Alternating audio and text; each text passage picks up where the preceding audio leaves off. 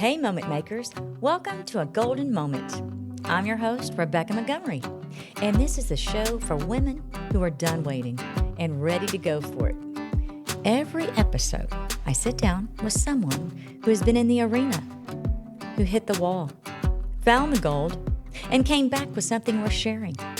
Today's conversation is one I've genuinely been looking forward to. And I think you're going to walk away with something you can actually use.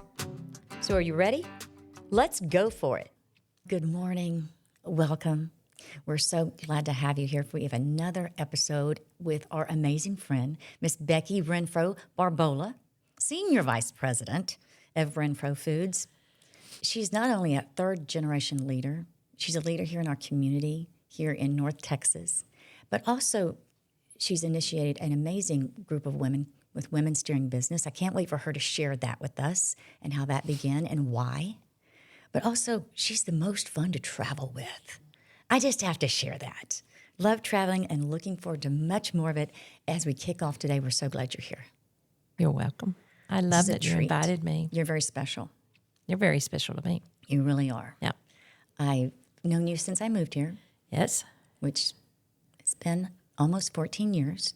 Wow. And of course, I didn't know you well when I first moved here, but through our husbands, they were so kind to connect us. And then I watched you from afar. And I'm like, she's doing what? I do want to, though, ask you, would you mind, your resume is so impressive. I mean, Senior Vice President, Renfro Foods. Would you mind sharing a little bit about the history and the women that were a part of this? No, I'd love to.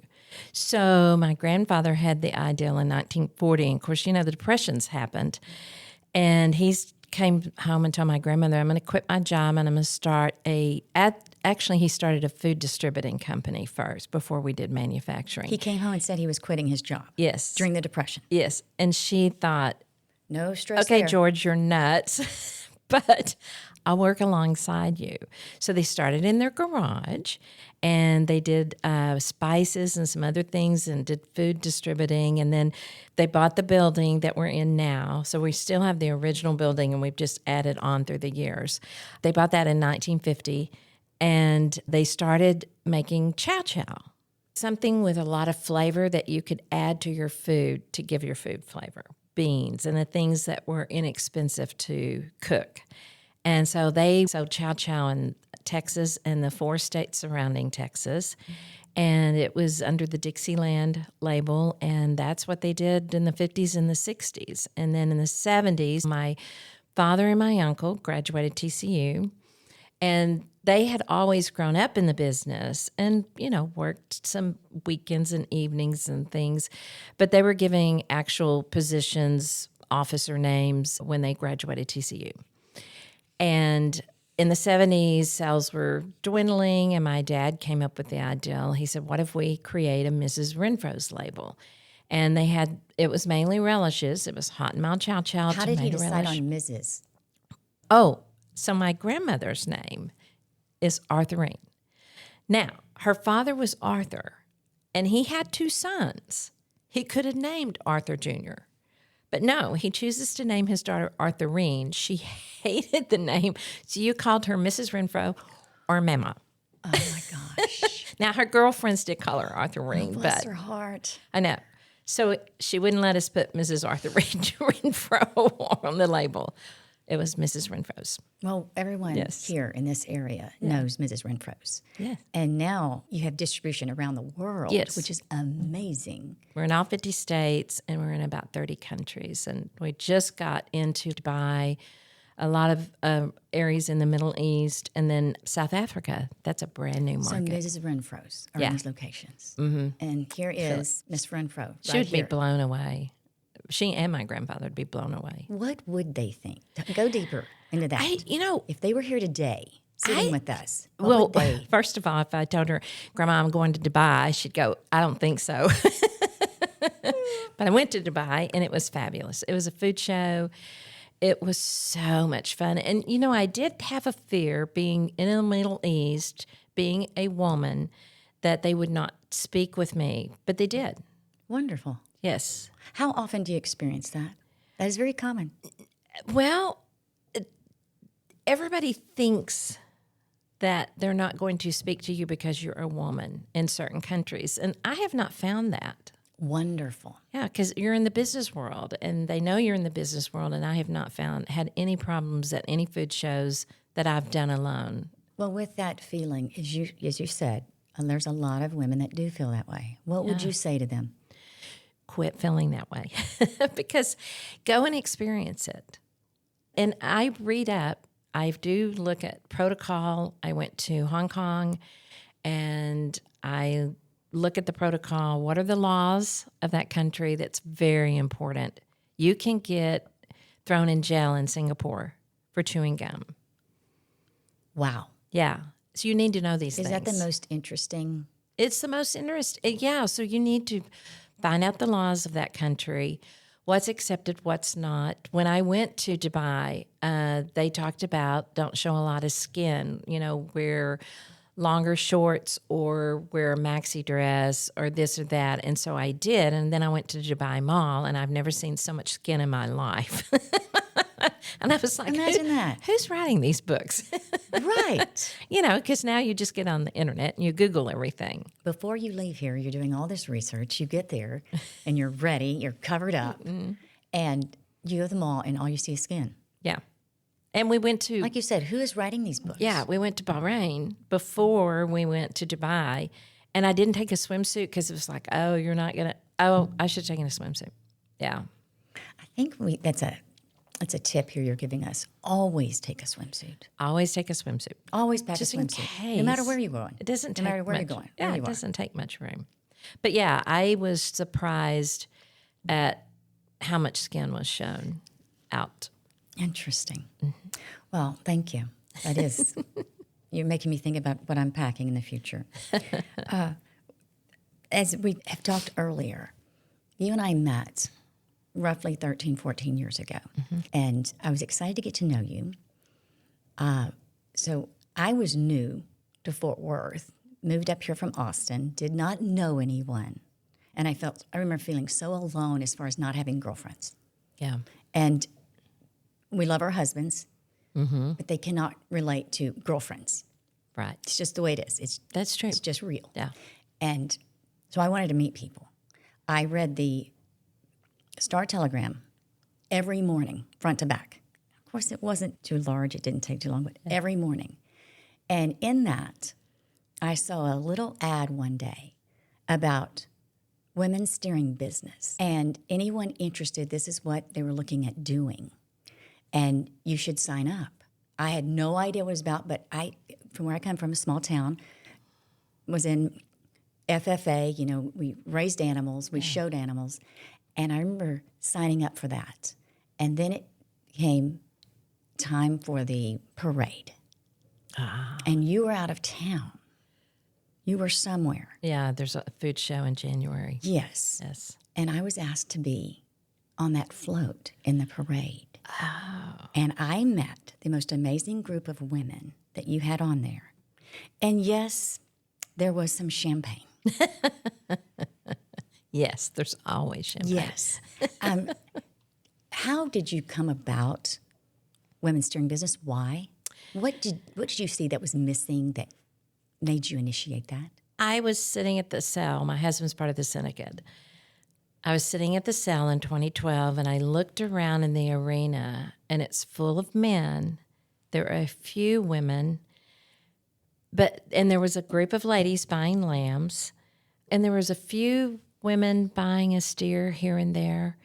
But I was like, where's the group of women? Because what I love is when I was in high school, there were not many opportunities for a young lady to get a scholarship. Beauty pageants. Yes, there were some academic scholarships, but I was watching these young ladies show these 12 and 1,500 pound steers, and they can start at 9 years of age. So you got a little bitty girl coming out with this big steer, Yes, and she's little bitty girl. making him behave and do what he's That's supposed so to. impressive. It's so impressive. And I was just watching these young ladies and was like, okay, I'm going to email my friends. And in 2013, I'm going to see who wants to put in $500, and we're going to go buy a steer. And that first year, I had around 75 women say, I'm really interested in this. And we had $45,000, and we supported one young lady. And to this day, and Taylor came back and spoke to us 2 years ago. They're so impressive. They were so when impressive. They come back to speak. Oh my gosh. Yeah, and she's working. At the time she was working on her master's in animal science at Texas Tech. But I love it. These young girls follow us, and now some of them, as they're graduating college, they're becoming members of our group because of how we've helped them. Oh, I love that. And the difference we've made. I love that. How do we highlight them when they come back and join us? Well, we usually let them, speak at one of our events. Perfect. I always, because I can tell you all about women steering business and what we do, but until you hear how the money helps these young ladies and affects their lives, that's the story. Those stories are amazing. They are. These young ladies, the schedule they have to keep, the things that often young ladies do in high school, they're not doing. Right. Because they are having to take care of this animal round the clock, early in the morning, and then get home and take care of them, walk them. It's a lot of time. And there's an investment. I don't think people understand that it costs right around $6,000 to feed one steer for the year. So she's got so there's an investment money in it. And one young lady, she said, I needed a tractor to help me taking care of my animals. And she used some of our money that she got from her steer to buy a tractor. These are young ladies. They already have a business. Think about it. True. That's right. They're raising a product. They're selling the product. How many young women are buying tractors? Right. That's so impressive. But this is what she needed. She needed to be successful. Yes. And to grow her business. To continue to grow her business. Yes. Well, I found that interesting what you said about scholarships. I agree. And that's something else that impresses me about you that we talked of earlier, and I'd love for you to touch on it more. We didn't have that college education going off to a 4-year institution, which I think is amazing and wonderful. Yes. I love it. I've watched my friends and encouraged them and support them. I didn't have that, and I know you didn't. Would you tell us about that experience? And also, how did that impact you?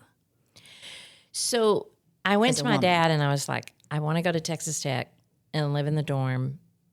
And he's like, we don't have the money. And I'm like, what do you mean we don't have the money? But we didn't. Oh my gosh, I can relate. We didn't have the money. And so I went, okay, what are my choices? I knew I did not want to be a school teacher, and I knew I didn't want to work for a company and be a secretary. I wanted to do something else, but I didn't know what. So I actually went to, it was TCJC at the time, and just took some basics, but I took an accounting 1 and 2 course. I loved it. It's not algebra. I understood accounting.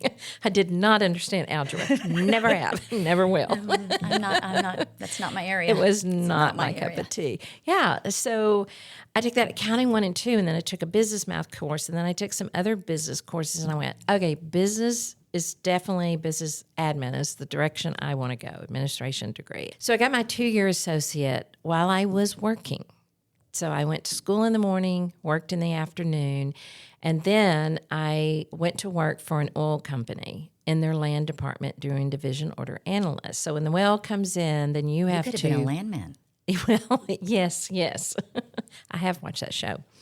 But yeah, so I had to find all the royalty owners, and then you had to send them the division order, and then you had to make sure it got all in before you could start paying everybody on the well. It was really interesting. That is interesting. So then I switched to going to night school because I was determined to get my 4-year degree. But it took me a long time because I was going to night school. I can relate, and I think there's a lot of other people that can too. Yeah.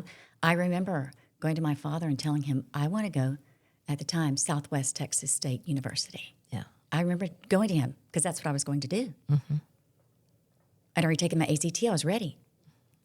And then being told, well, we can't afford that. Yeah. And I thought, but this is what we do now. Mm-hmm. We graduate high school. And my friends are going to college. And, well, that's great, but we can't afford that. So I can totally relate to what you did. I thought, what do I do? Well, then I need to get a job. Mm-hmm. And that's what I did.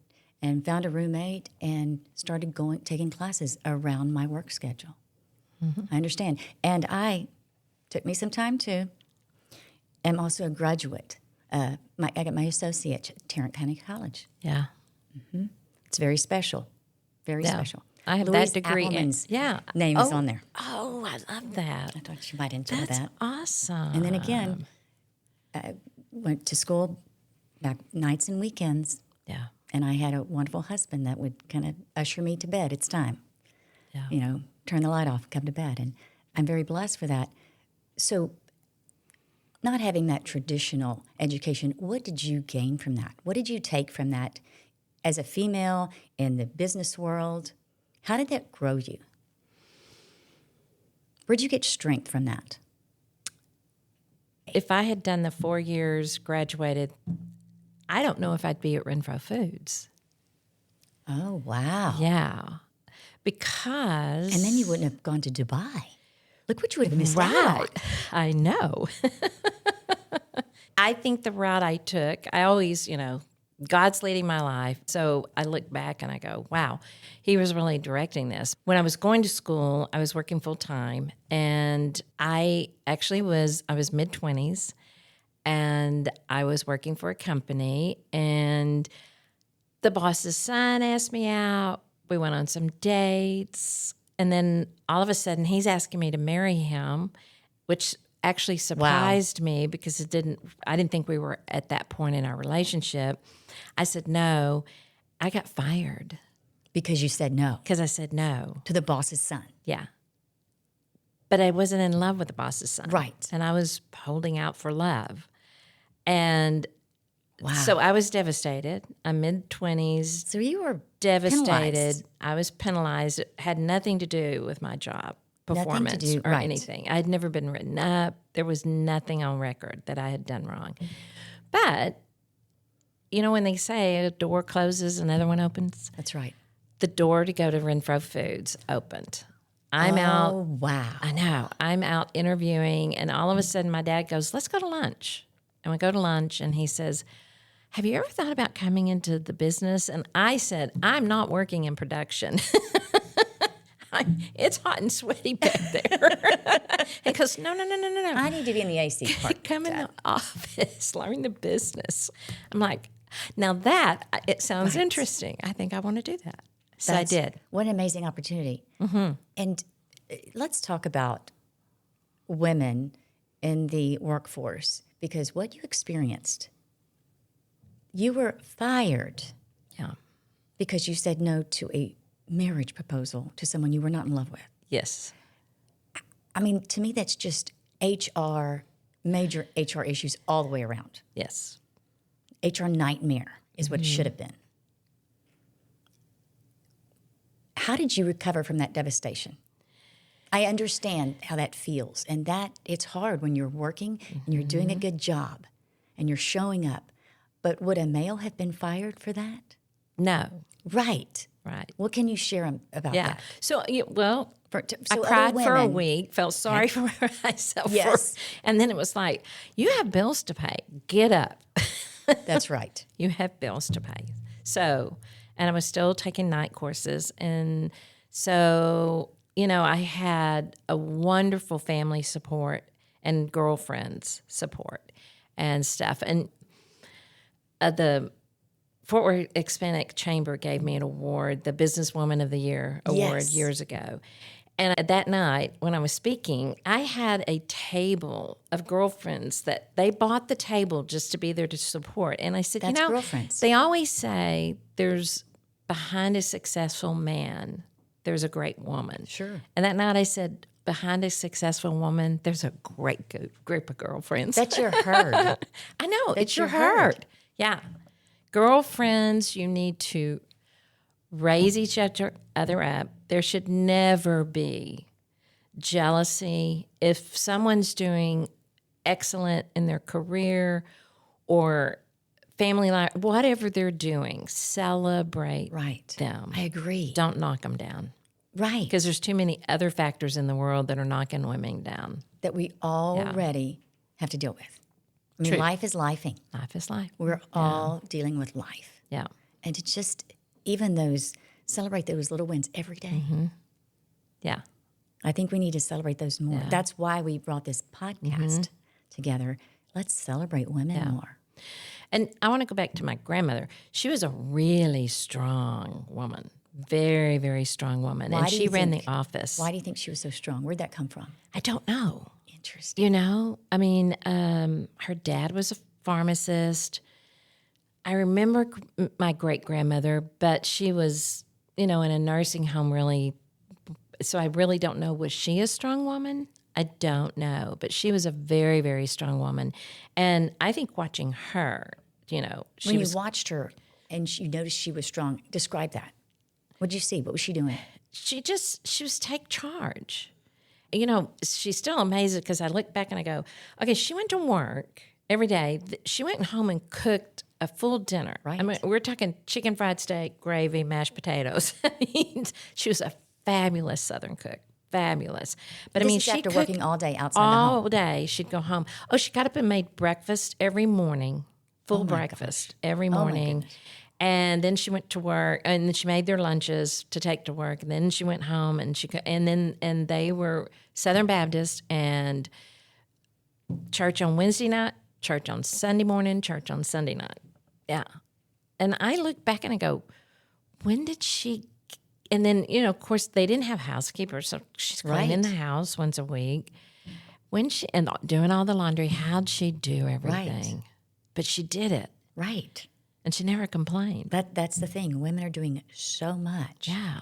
We need to celebrate each other. In her era, a lot of women did not work. Think Correct. about it. Right. Because this was 1940. I forget how old she was. She passed in 91 and she was 79. And she retired. So my grandfather actually, he had a heart attack in 74 and had another one in 75. And when he passed away in 75, she retired from the business. So then my uncle and dad were running it. And that's actually when they started the taco sauce into the business. Oh my gosh. Yeah. Well, talking about, family and history, my grandmother on my mother's side, my mother had 12 siblings. There were 13 of them. I never knew my grandfather. He passed away before I was born. And I remember she was also a tough cookie. And I heard about how when he passed, she had kids to take care of. And she was going and trying to get a job, and they would tell her, no, you're a female and you're too old. Wow. Then she said, I have to take care of these kids. It's a small town. You know who I am. And then she went to the bank because she had to pay bills. She couldn't access a checking account. They said, no, you're a female. It doesn't work that way. And then she's like, you know me. You know who I am. You know my kids. And they said, well, if you bring your oldest son up here, we can put this account in his name, and he can access it for you.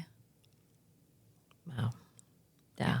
And she ended up getting a job, working outside the home, and she was a tough cookie. I remember. But hearing what she had to go through, like you're saying, what women went through then, and still would get up, my gosh, cook breakfast, make lunches, dinner afterwards. Wow. Yeah. It's interesting to look at these women. We have a very different life today. Oh, We definitely. have a very different life. We're very blessed. We are. We're very Because, blessed. think back. In the 70s, women could not get a credit card. Right. I'm like, wow, that's not that long ago. No. It is, but No, it's not. it's not. I find a lot of women today, young women, are shocked at that. Like, that was not true. That did not happen. Yes, it really did. Yeah. It really did happen. Something else I wanted to ask you about that I found interesting. And I've been watching you from afar, admiring you. I think there's several things we have in common that I had not shared before today. But we both got married later in life. We do not have children. And so our lives are very different than some of our friends who have families. And I have siblings raising their grandchildren now. Wow. And I'm like, wow, Yeah. I could have grandchildren. Yeah. That's okay, though. How has that impacted maybe the roles you've had and the way you've been able to step up and take on this position as senior vice president? Definitely, it gave me more access to traveling, working food shows, traveling the country. That definitely helped. But I have a lot of nieces and nephews that I'm kind of like their second mother. They're fun, aren't they? They are fun. We spoil ours. And yeah, We spoil I ours. definitely spoil my nieces and nephews. Yes. And love doing it, Yes. So they're like my second kids. I've just felt like it's given me an opportunity to give in other ways. Yeah. And I know you give so much to the community. Yeah, I wish I had. And that's the one thing, the travel, I love the traveling, but it does take away. I will sometimes miss a family Right. function or a friend's birthday or something. So that's the one thing, the travel. But I love it. I want to do it as long as I can, health-wise, because you never know. Tomorrow can be a different day. Things change so fast. The clock is ticking for every one of us, and we Yeah. don't know when that clock's going to stop ticking. You're right. Yeah, I told my husband, I said, we're starting to go to more funerals than we are birthdays. This is not good. I understand. Yeah. I understand. I grew up always thinking I would have, especially since my mother came from a family of 13 children. She had 12 siblings. I always thought I would have a family. I always thought I'd have a big family. Yeah. Some of that disappointment we talked about. Some relationships didn't work out, and time kept passing by and going. But I always thought that would be in the cards for me. So that was hard. At some point, I finally got past that. And then I was like, okay, I'm open to finding that relationship. I want to share a life with someone. And like you said, travel. I love traveling. I don't want to travel by myself. Was there ever a time you went through that too as a young woman thinking this is supposed to be a part of my life? I dated, but I didn't date a lot because I was very picky. And my mother would say, Becky, you have to quit being so picky. And I said, no, I don't. No, I don't. Because I said, I'm not going to marry the frog. Right. I want to marry the prince. I don't want him to be a frog and turn into a prince. I want him to already be a prince. Not a frog. Yeah. We're going for the prince. Yes. And so I was like, I'm not going to date. And I did not. So I dated a man in my late 20s. I dated him for 7 years, thinking to get married, thinking, okay, we're going to, and then I realized he doesn't want to get married. And so I walked away from the relationship because I told him, I said, I want to get married. And if children are in my future, I want that to happen. But I was okay. It wasn't like, I didn't feel like my life was missing anything because I didn't have children at the time. And so then years later, and then after him, I dated a lot of men. And I was like, I really just love being with my family and my friends. And I've had so many dead dates. That's okay. Right. That I was like, I'm going to quit dating for 2 years. You cannot get that time back. So I quit dating for 2 years. Didn't date, had a blast, traveled, did all kinds of stuff. And then I met my husband, Henry. And we met in downtown Fort Worth. We love Henry. I know. But I knew his brother from years earlier. I kind of knew Henry's name, and he'd hear my name, and our lives were like parallel, but they never crossed, which was so interesting. Because you were both right here in Fort Worth. Yeah, born and raised in Fort Worth. And then one day, our paths crossed, and we didn't go out. He didn't ask me out for like 6 months after we met. So he asked me out, and Again? Yeah. And we dated 4 years, and he said that wasn't long enough, but we dated 4 years. He asked me to marry him. We dated 3, Yeah. He thought we'd have a 2 or 3 year engagement period. And I said, no. I said, I want a fall wedding. He asked me in March. I said, we're having a fall wedding. And it was that November. Love it. Yeah. The fact that you asked me, I'm now in charge. Right. You did your part. You did your part. Now it's my turn. No, I'll take care of the rest. Yeah. So we got married, and let's see, this November will be 18 years. Congratulations. Thank you. Yeah. You're a great couple. And We it's- enjoy spending time with you and traveling with Oh, you. traveling with you and Oh Steve my is gosh, so you're much so much fun. fun. Yeah. Yes, I loved Italy. I mean, what better place to be? Yeah, my favorite part about Italy Yes. is when we would finish the bottle of wine and you tap the bottle of the bottom of the wine to make sure we got all the last drops. We got to get the last drop out of these bottles. I know. Yes, yes. I love It's that a part. habit. But yeah, that's when we really got to know you and Steve That was better, fun. and that was a lot of fun. That was fun. Yeah. We And I just- loved how Steve always told Rebecca that the stores were always closed for Yes. inventory. And then Henry and Always I'd walk closed. up with all these shopping bags. And she'd go, wait a minute, Steve told me the stores were closed. And he's like, they're taking inventory. Stores closed, stores closed, stores closed. All stores are closed. I know. Even to this day, if I bring up a store, they're closed. They're closed. They're closed for inventory. Yes. I'm like, I'm going with Becky. I'm going shopping with That's Becky. right. And he's going, She knows where the stores are not closed. closed. She finds the stores that are open. Yep. I know we're coming up on time. I do want to talk, though. What we've been doing with this podcast is, and all these ladies, it is the year of the fire horse, the Chinese zodiac. It's the year of the fire horse. Last year was the year of the snake. We're not even going to talk about it. That's last year. It's past. Sheds. We shed a lot of stuff last year. But now it's the year of the horse, the fire horse, which is strong and magnificent and moves forward. So would you tell us about your fire horse that you're bringing and adding to our herd, that you get on every day Yes. and moves you forward? So my horse is gray. Pretty. When I would go to the horse races, I always bet on a gray horse. Always bet on the gray horse. And because a lot of times they win. But what I love about a gray horse is gray horses are very magical because they're not born gray.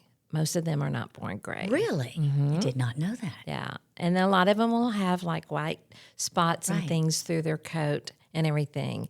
But my horse name is Genevieve Genevieve. because I think I love the name.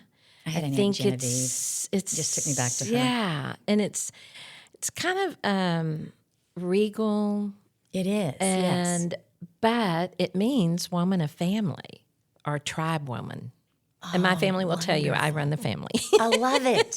That's perfect. Yeah. So when I was looking at the perfect. name and looking at the horse, I was like, okay, this is my horse. So you get on Genevieve, Miss Genevieve, Yeah. every morning. Yeah. You put her on Put her and on. you go forward. Yeah. I like the way you always pick the gray horse. You know what that reminds me of? What? Because you know what you're looking for. Pick the gray horse when you would make bets at that racetrack. That's how I pick out wine.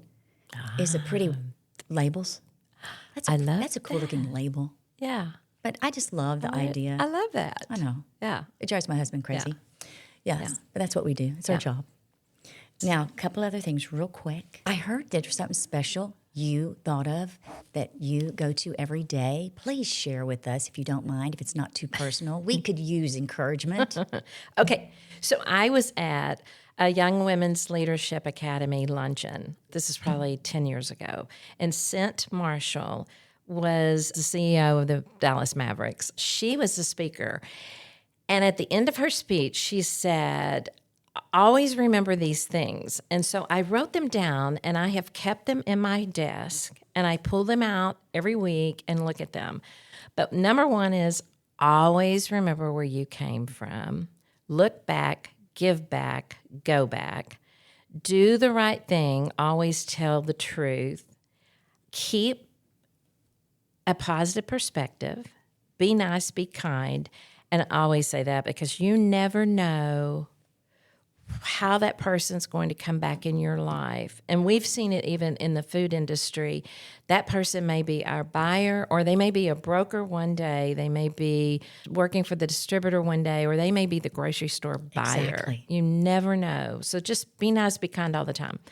Play team. Be there for each other. Make a difference. And then this is my favorite. Show up and dance. Don't sit quietly at the table. Have a speaking part, Awesome. which I love. Because, you know, when you first get on a board of directors, I will sit Right. there. I'm known. I'll sit there because I want to hear, okay, what is this organization? learn? Yes. What can I Sit learn? and learn for a while. Yes. But then start participating and speak up. Right. Yeah. Right. And that's hard, I think, for a lot of women. Yes. So thank you for encouraging that. I think we need more of that. I agree to also when you said always be kind, because we don't know what other people are going through. True. We're all going through things, and you don't know, like also what you said, when they're going to come back around, and we'll be engaged in some way and helping each other and working together and may need each other. Yeah. Can I share that list with our herd of ladies? Is that something you would share? Yes. I would Yes. love, because I think a lot of us would like to print that out and put it in our special place where we can see it every day. I'm going to tape it to my bathroom mirror. Yeah. That's what I it's think of right such now. Especially if you're having a bad day, pull it Yes. out and read it. Yo, that's not a bad idea. And also Yeah. keep a copy in the purse. Yes, I love that. Things you say matter, they do. and people hear you, and it's how you make people feel. Yeah. What's a golden nugget you'd love to share to encourage women in this day and time, in this world we're in? Don't be afraid. I was really shy growing up, which may be hard for people to believe, but I was shy. And in my 20s is when I felt like I started blossoming, and I don't know why. I mean, there were things, my parents were divorcing, and I think because they were divorcing and they were dealing with their own stuff, that I looked around and was like, okay, you're on your own. You got to take care of you, and you've got to make a difference in your life. And somehow along the way, and it may have been females that I worked with that mentored me at the time, but I gained confidence. And if you're a shy person, Right.